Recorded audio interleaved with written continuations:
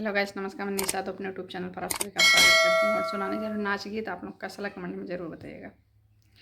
चुगत बकुली ननदी काहे के उड़वलू, चुगत बकुली ननदी काहे के उड़वलू।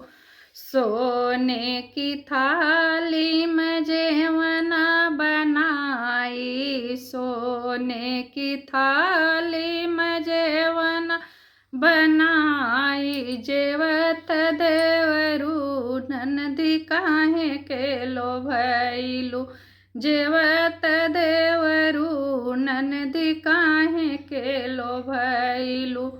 चुगत बकुली ननदी काहे के उड़वलू, चुगत बकुली ननदी काहे के उड़वलू।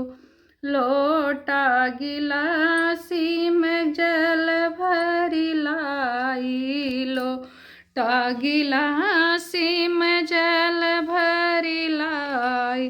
पियत जलवा ननदी, पियत जलवा ननदी काहे के लोभैलू, पियत जलवा ननदी काहे के लोभैलू।